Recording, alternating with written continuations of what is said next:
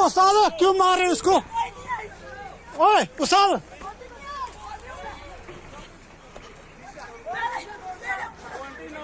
ला ला मैं पढ़ाना वीडियो नहीं पढ़ाना कोई नहीं।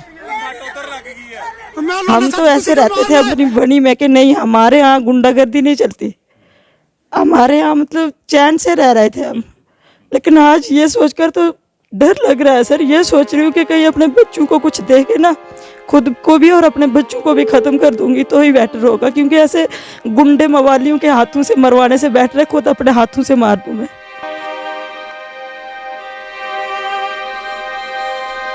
सख्त अल्फाजों में हम लोग जो हैं आज भी मजम्मत कर रहे हैं, और लेकिन जो इनके साथ हुआ है बेहद बुरा बर्ताव इनके साथ किया गया वहाँ पर, और कड़ी मजम्मत हमने पहले भी बनी अपडेट में की थी, पूरी टीम ने जिम्मेदारी के साथ की थी, और आज भी जो इनके साथ हुआ है ऐसा नहीं होना चाहिए था। नारी शक्ति है उसको मजबूत करने की आज ज़रूरत है, लेकिन आज भी हिमा के आंखों में जो आंसू है शायद हम लोग इनके दर्द को सिर्फ महसूस कर सकते हैं। अस्सलाम वालेकुम व्यूअर्स, आप देख रहे हैं बनी अपडेट और मैं हूं हाफिज कुरैशी। यूं तो हमने अक्सर यूपी के मसाले जो है जम्मू कश्मीर में भी सुनने को मिली हैं, लेकिन इस तरह से अगर हम बनी की बात करें तो इस तरह की वारदातें बहुत ही कम नज़र आती हैं, या यूं मानो कि ना के बराबर नज़र आती हैं, जहां पर महिलाओं के ऊपर अत्याचार किए जाते हैं। हालांकि बनी अपडेट की पूरी टीम ने जिम्मेदारी के साथ पूरी घटना की निंदा की थी, और बतौर शहरी हमने खुद जो है उस पूरी घटना जो हुई थी उसकी मजम्मत की थी। जी हाँ, हम बात कर रहे हैं जो हिमा है बनी में कुछ दिनों पहले एक उनके साथ जो है बदसलूकी गई कुछ लोगों के द्वारा। यूं बताया जा रहा है, जो हमारे पास जानकारी है, कि वो लोग बाहरी राज्य से यहाँ पर आए थे और उनके घर के पास से उनके साथ बेहद बुरा बर्ताव से पेश आए। आखिर क्यों आए, पूरी सच्चाई जानने के लिए आज हम बनी सीएचसी में मौजूद हैं, और हमारे साथ यहाँ पर हिमा भी मौजूद हैं। आइए इन हिमा से ही बात करते हैं कि आखिर पूरी सच्चाई क्या, और आइए आज हिमा से ही बात कर लेते हैं कि आखिर पूरी सच्चाई क्या। सबसे पहले मैं आपसे जानना चाहूँगा आपकी सेहत के हवाले से अभी आपकी तबीयत कैसी? पहले से थोड़ा बेटर हूँ सर, लेकिन अभी तक डिस्चार्ज करने का कोई चांस नहीं है। अब डॉक्टर ने बताया नहीं है कि कब तक हॉस्पिटल में एडमिट रहूँगी। अगर थोड़ा सा आप सीधा हो पाए तो बात थोड़ा सा सही तरीके से हो पाएगी आपसे।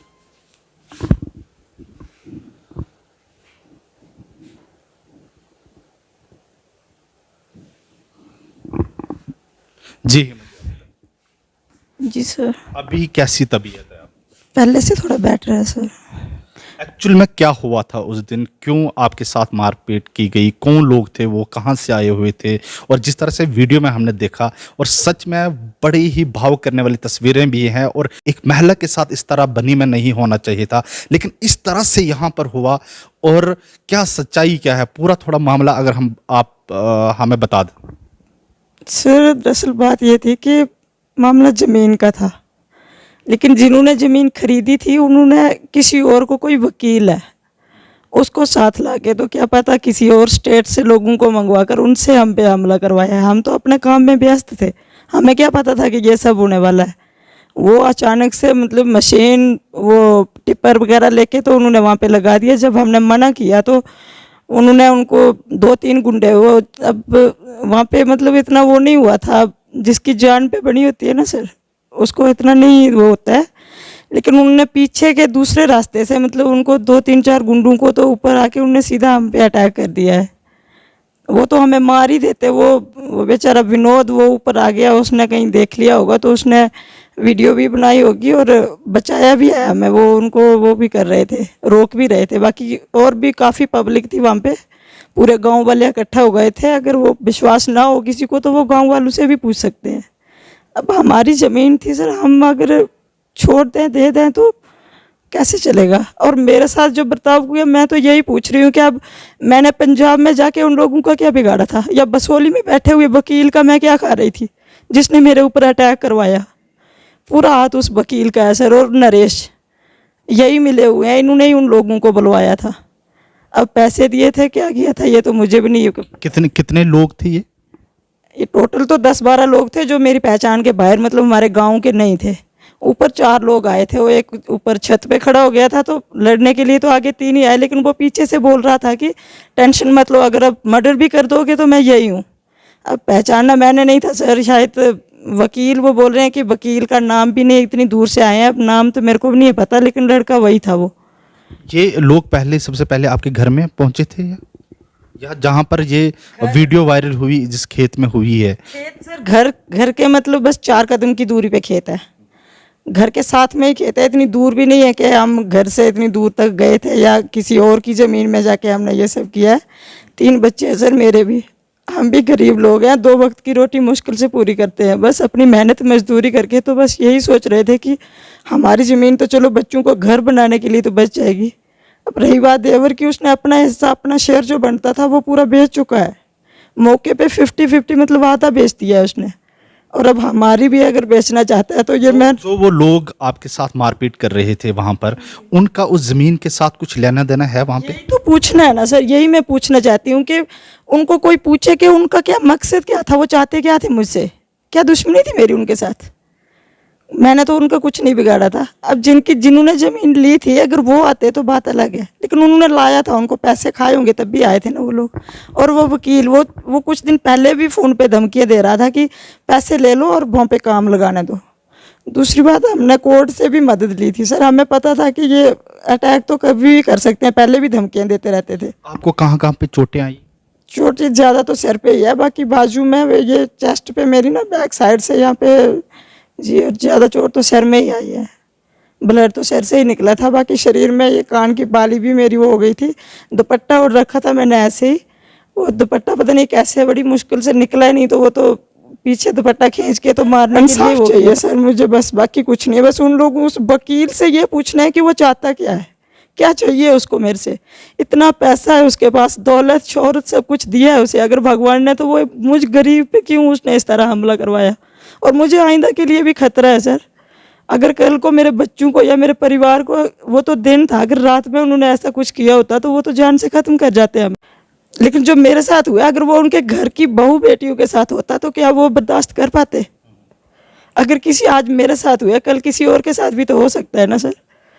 हम तो ऐसे रहते थे अपनी बनी में कि नहीं, हमारे यहाँ गुंडागर्दी नहीं चलती, हमारे यहाँ मतलब चैन से रह रहे थे हम। लेकिन आज ये सोचकर तो डर लग रहा है सर, ये सोच रही हूँ कि कहीं अपने बच्चों को कुछ दे के ना, खुद को भी और अपने बच्चों को भी ख़त्म कर दूंगी तो ही बेटर होगा, क्योंकि ऐसे गुंडे मवालियों के हाथों से मरवाने से बेटर है खुद अपने हाथों से मार दूँ मैं। मेरी जिम्मेवारी, मेरे परिवार की जिम्मेवारी कौन उठाएगा? पुलिस उठाएगी या जिन्होंने जमानतें दी हैं वो लोग? मुझे डरने की बात नहीं है, बड़ी हिम्मत थी आप में कि हम वहां पर, सर वो दरिंदे थे, वो इंसान नहीं थे वो। आपने हिम्मत के साथ बिल्कुल उनके साथ जो मुकाबला किया है, वाकई में दाग देनी चाहिए, और बड़ी हिम्मत में थी आपके लिए। और सही कहते हैं कि जो नारी शक्ति है उसको मजबूत करने की आज ज़रूरत है। लेकिन आज भी हेमा के आंखों में जो आंसू है, शायद हम लोग इनके दर्द को सिर्फ महसूस कर सकते हैं, लेकिन जो इनके साथ हुआ है, बेहद बुरा बर्ताव इनके साथ किया गया वहां पर। और कड़ी मजम्मत हमने पहले भी बनी अपडेट ने की थी, पूरी टीम ने जिम्मेदारी के साथ की थी, और आज भी जो इनके साथ हुआ है ऐसा नहीं होना चाहिए था। सख्त अल्फाजों में हम लोग जो हैं आज भी मजम्मत कर रहे हैं और यही मांग कर रहे हैं कि आखिर हेमा को इंसाफ क्या मिलेगा, क्योंकि हेमा जो है ये कह रही है इस समय कि मैं बहुत डरी और सहमी हुई हैं। लेकिन आज इनको हौसला अफजाई की ज़रूरत है, जिस तरह से इन्होंने 4-5 लोगों के साथ डट कर मुकाबला किया। और यहाँ पर सुरेंद्र जी हमारे साथ हैं, इनसे भी बात करते हैं कि सुरेंद्र जी किस तरह देखते हैं यहाँ पर। हालांकि आपने भी हमें फ़ोन किया कि इस तरह यहाँ पर, लेकिन बहुत सारे एलिगेशन उसके बाल लग रहे हैं, तो किस तरह देखते हैं जहाँ पर उन लोगों को आज इस हेमा के साथ खड़ा होना चाहिए था, सवाल उठाने के बजाय इस महिला के साथ खड़ा होना चाहिए था, वो लोग कहीं नज़र नहीं आ रहे हैं, तो किस तरह देखते हैं? देखिए सर, सबसे पहले मैं आपका बहुत बहुत आभारी हूँ जो आप लोगों ने यहाँ पे विज़िट की और इनका हाल चाल जानने के लिए आप आए।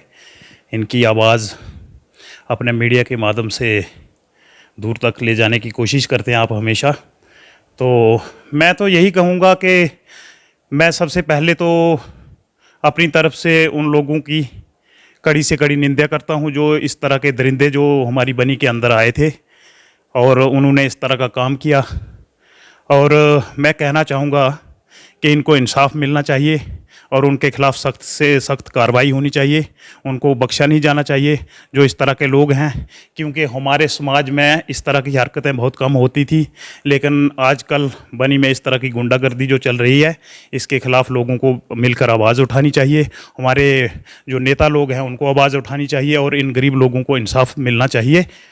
इससे ज़्यादा मैं और कुछ नहीं कहूँगा। बिल्कुल सबको मिलकर आवाज़ उठानी चाहिए। और अम्मा के हस्बैंड यहाँ पर हैं, इनसे भी बात करते हैं। थोड़ा सा हमें बताएं कि उस दिन क्या हुआ था, आप कहाँ थे उस समय, और उसके बाद जब पुलिस में आप गए तो किस तरह की कार्रवाई उन्होंने की है अभी तक? उस वक्त तो मैं घर पे नहीं था, क्योंकि मैं तो घर से बाहर था। और जब मेरे को फ़ोन किया बच्चों ने घर से, तो उस वक्त फिर मैं वहाँ से आया, दौड़ के भाग के आ रहा था। जब दौड़ के मैं भाग के आया हूँ तो ऊपर फौजी पहुँच गया था, उसने मेरी घरवाली को छुड़ाया उनसे। और मैं भी जब वहाँ पे पहुँचा तभी वो बंदे भागे हैं और रोड पे वकील खड़ा था और उसने अपनी गाड़ी में बिठा के उन बंदों को भगाया। और जिस वक्त मैं वहाँ पे पहुँचा था, यहाँ पे लड़ाई हो रही थी, तो वकील कह रहा था कि आप मर्डर कर दो, कोई बात नहीं, मैं वकील हूँ, मैं देख लेता हूँ। अब किस तरह की जस्टिस की मांग कर रहे हैं? मांग ये कर रहा हूँ कि वकील पर सख्त कार्रवाई की जाए। अगर वकील को छोड़ने का कारण पुलिस का जो है, तो मेरे परिवार की जिम्मेवारी रिस्पॉन्सिबली पुलिस लेगी।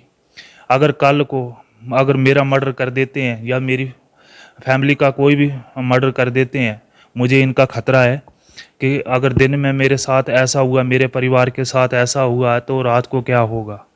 अगर रात को वो किसी टाइम भी मुझे मार सकते हैं, मुझे डर है इस चीज़ का। और ये जिम्मेवारी रिस्पॉन्सिबली पुलिस बनी की रहेगी। और ये हेमा के पति थे और इनका भी यही कहना है कि हमें जो है इंसाफ मिलना चाहिए। और जहाँ तक अगर हम बनी की बात करें तो इस तरह की वारदातें, मैंने कहा पहले ही एक रिपोर्ट में आपको बताया था कि अक्सर बहुत कम नज़र आती हैं। तो यकीन जाने अगर इसी तरह से चलता रहा तो आज जिस तरह से हेमा के साथ हुआ है, कल आपकी माँ, बेटी और बहनों के साथ भी होगा। और आज हमको सब लोगों को मिलकर एक हेमा के लिए जस्टिस की आवाज़ उठानी होगी। कैमरामैन संजीव के साथ मैं हाफिज कुरैशी, बनी अपडेट के लिए।